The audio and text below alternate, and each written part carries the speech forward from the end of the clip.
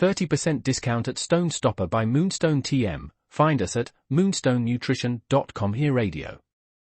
Stone Stopper by Moonstone TM is a doctor-developed, science-backed kidney health solution with 30 MEq of alkali citrate to prevent kidney stones. Available in powders and capsules.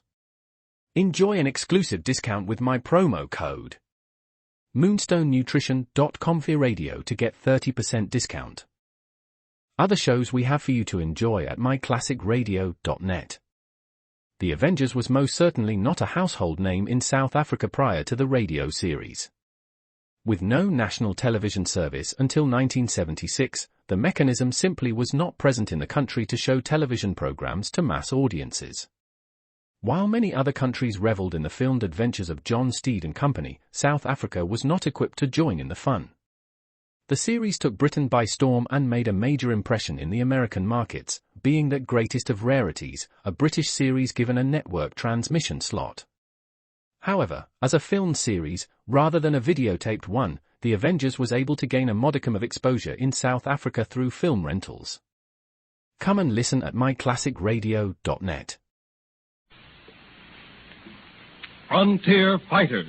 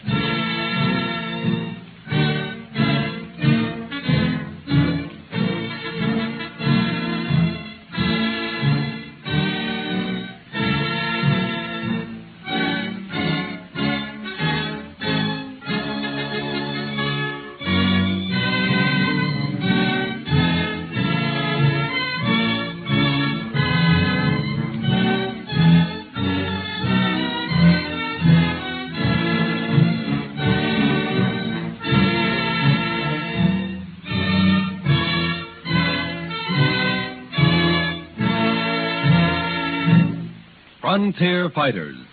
Never to be forgotten heroic exploits in the history of a few brave men who made the West safe for civilization. The danger which characterized the early days of trailblazing reached its height during the post-Civil War days, when a few hundred men guarded almost 1,800 miles of Santa Fe Trail, which stretched from Kansas City to Santa Fe, New Mexico. The one element that held back a great tide of migration into the Plains country was the fear of attacks from Indians. In 1866, travel along the Santa Fe Trail became so hazardous that something drastic had to be done. At the headquarters of General Winfield Scott Hancock in command of the Army of the Missouri, an old friend says to him, "Winfield, I tell you, if something isn't done to stop these marauding, scalping red devils, the plains will never be made safe for civilization." Well, I hate to take up the march again. I thought our Indian agents for the Comanches, Kiowas, Cheyennes, Arapahoes, and Apaches had solved the question. There will always be a question, General, until every last man of those bloodthirsty savages is wiped out. The red man has his rights, too, my friend. General, the only good Indian is a dead one. These redskins have gotten so bold, they are burning the Overland Mail Station, killing its employees, driving the livestock off. Well, I'll send runners out for the head chiefs. I think we can meet in council at Forts Larned or Dodge by the 10th of April. Power won't do any good this time. It's going to be a fight to the finish. Well, I'd rather have the United Tribes of Indians be my friends than my enemies.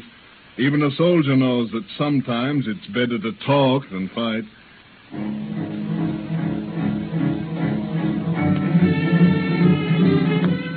Fort Larned, April 14th, 30 miles from the encampment of the Sioux and the Cheyennes. Another runner from the Council of the Sioux and the Cheyennes, sir. And I'll talk to the Indian boy. General will talk to you. Well, what do the chiefs say in council this time, boy? They are filled with excuses, as before. This time, they have sighted a buffalo herd, and they must go hunting. Go back to the chief's tall bull and bear the turns around and tell them the white chief Hancock will give them 1 day more. Then I'll march upon the villages. White chief, beware even in councils. All Indians will smoke pipe of peace, but they have secretly sworn to kill all whites. Obey my orders at once. So many Indians have guns. Today, White Chief, the sun was red with blood of my white brothers that is to be shed. The shadow of that blood-red sun covered the plains. It is a warning from the Great Spirit. I have spoken in love and friendship. I yet have hopes of smoking the pipe of peace with my brothers, the Indians. With all except Santanta of the Kiowas. Of him beware. By day he will talk brotherly love with you, and at night steal in and scalp you. All the chiefs were finally brought together in a council at Fort Dodge, where the Santa Fe crossed the Arkansas. Now that we have smoked the pipe of peace with our white brothers, Chief Santanta of Kiowas will address the white chief, General Hancock. To the orations of Little Raven, Yellow Bear, and Kicking Bird, I can say that in my heart there is only love and friendship for my white brothers. There is place enough in this land over which the Great Spirit rules for all. Those of our tribes who have brought harm to the whites are not known to us. They are renegades, and they do not sit with us in our councils. Santanta's heart bleeds for all things that are injured, even when he finds a switch along the trail that some white man has torn up out of the ground. Never can that switch become a tree. I promise my white brothers my friendship, and I will forever with them smoke the pipe of peace. I have spoken. Beware of the lying of Santanta, White Chief. I think, General, the old boy means business. I'm for giving him a present, a fine one, this uniform coat, sash, and hat of a major general. His words have a ring to them. All right, give him the present. I'll trust him for now. But to be on the safe side, I'll leave a few soldiers along the Santa Fe Trail.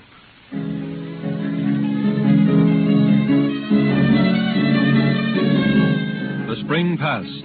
The peace gift worked for a few weeks. In the summer, the Indians grew bolder and more aggressive. But the presence of the army along the trail held in check what might have been a general massacre. In the spring of 1868, the Indians renewed their attacks on frontier settlements and overland travelers with increased violence. And as victory crowned their efforts, the United Tribes met in secret council, and from Santanta were given the war cry. The council fires blaze into the heavens. The poisoned arrow is strung upon the bow. The tomahawk is strong. The scalping knife sharp. And the cry of the red man is, no white man, woman, or child must escape. They must be wiped out. Our battle cry is, massacre them!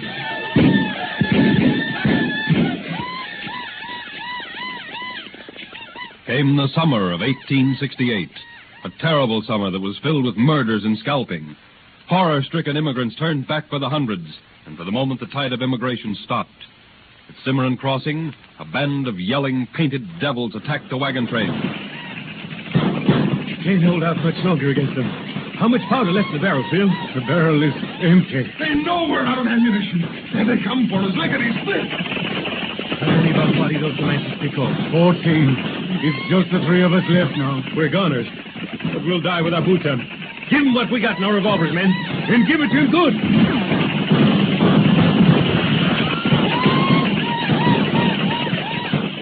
With each Indian victory, the reign of terror became more horrible. A band of Cheyennes, led by Black Kettle, swooped down on a lonely Kansas frontier home and captured a young girl, Margaret White. 3 weeks later, they captured a Mrs. Morgan and brutally killed her husband. Stages were held up and the passengers killed. Settlers were driven off their farms. And the horrible summer promised to be climaxed by an even more terrible fall.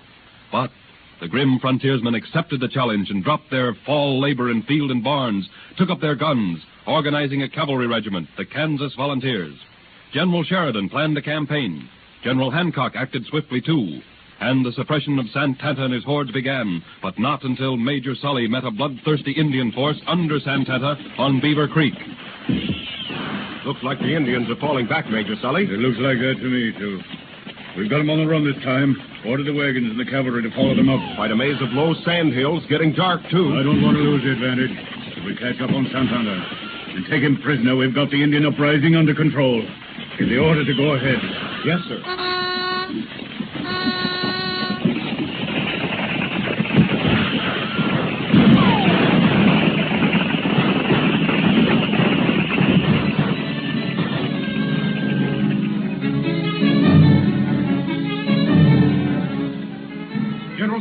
General Sully, wake up, sir. What? Santanta's got us in a trap.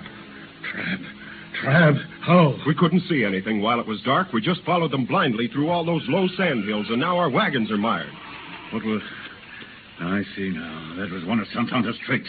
What's the hour? Dawn, sir. And the enemy? What is their position? They're closing in, sir. The number? About 2,000. I'll give the order to fall back to Fort Dodge. Retreat, sir? Retreat, Lieutenant. That's what I said. But fighting every inch of the way. Retreat!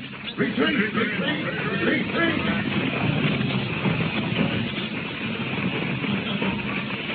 Lieutenant, can we move those ammunition wagons? 2 of them, sir. Very well. Men, make every shot count. We've not one bullet to spare. If we can make Fort Dodge, we're saved.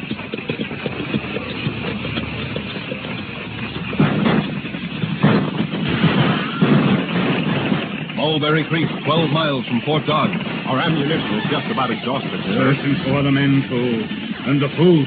That red devil Santanta and his Major General's uniform is at the head of 2,000 yelping braves, pouring good Yankee lead into our men. Your orders, sir? Just as soon as it's dark, dispatch our swiftest messenger to Fort Dodge. Tell them to send us every round of ammunition they can spare. And soldiers? I dare not ask for one man. Fort Dodge is not too strongly garrisoned as it is.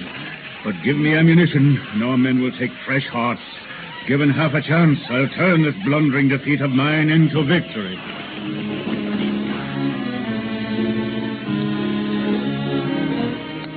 Under cover of night, the messenger sped through 12 miles of the most hostile country known to any human being. And before another morning dawned, that precious ammunition was in the hands of Major Sully. Soldiers who had not slept in nearly 4 days, worn out with anxiety and fatigue. Soldiers who suffered from thirst and hunger suddenly forgot every hardship in the joy of being able to fill their carbines and rifles and give battle to a sneering, murderous, mocking redskin, Santanta. Awaiting your orders, sir. What do you think would happen if I give the order to charge the enemy? The men are pretty worn, sir. Horses haven't been bedded or properly fed in almost a week. I wonder if the thought of victory, the thought of thousands of settlers being saved, the stream of immigrants moving over the Santa Fe Trail again, a normal return of mail and passengers to the plains. I wonder, doing all this would be food and drink to the men. It would be life to them. They'll do their duty, sir. They'll do their duty and love it, or I don't know my men. All right, Lieutenant. Mount with me. Ammunition, son! Ammunition! Load your carbine! Load your rifle! Now we'll show those redskins! I wonder how they like the taste of Fort Dodge. I'm going to get 2 engines with 1 bullet this time. Major, there's your answer. Indians know there's something up. Major, step hand and get ready to charge. We'll be in good this time. Bugler, sound the call to mount. Yes, sir.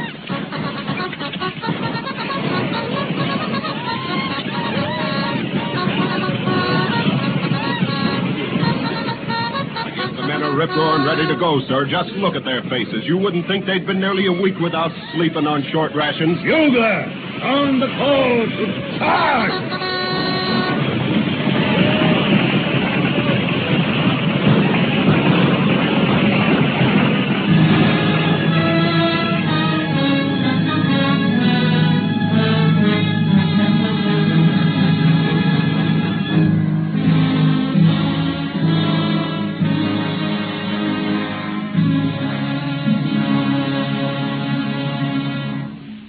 Major Sully, with the aid of his sturdy Indian fighters, did indeed turn a dismal defeat into a glorious victory. Not alone was the Santa Fe Trail made safe for some time to come, but the garrison at Fort Dodge was saved from being wiped out by the heroism of these daring pioneers. Pioneers who left their mark on the pages of history as frontier fighters.